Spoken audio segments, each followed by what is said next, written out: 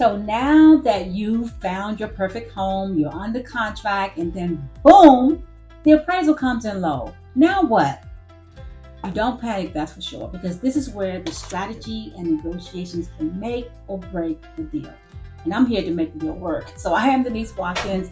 I'm with the Watkins Team RE with Sampson Properties. Welcome back to part 8 of how to buy a home in Prince George's County, Maryland. If you've been following this series, thank you so much for sticking around. And if this is your first time watching, don't worry. You can always catch up on the earlier episodes right here on this channel. So today, we're going to be talking about something that can surprise many buyers, and that's the home appraisal. Not the inspection, but the appraisal. Now, the appraisal is a professional third-party assessment of a home's market value.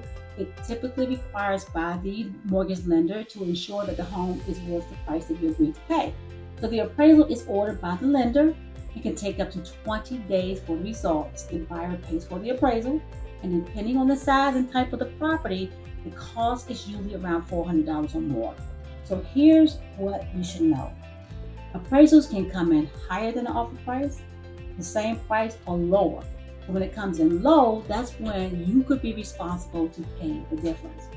So I'm going to give you a real life example of one of my clients who was buying this beautiful home, single family home in Upper Marlboro, Maryland.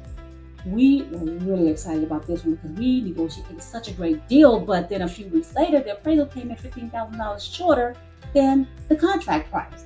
Now, if she would have proceeded, she would have had to bring $15,000 additional to the table.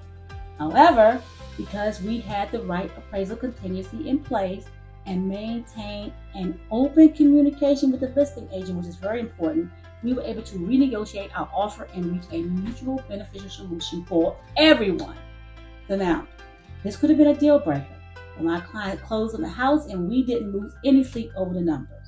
So if you want to learn how to handle a situation like that or what to do if your appraisal comes in low, make sure you order a copy of my free home buyer's guide. It walks you through the appraisal process and everything that we covered in some of the steps so far, and we'll cover in the next 2 sessions. So make sure you grab yourself a copy. Don't forget to come back next week for part 9 and part 10, where we will wrap up this series. And remember, buying a home in Prince George's County, it comes with so many amazing benefits, especially for first-time home buyers. You may have heard programs like the Pathway to Purchase, and then several city-specific incentives.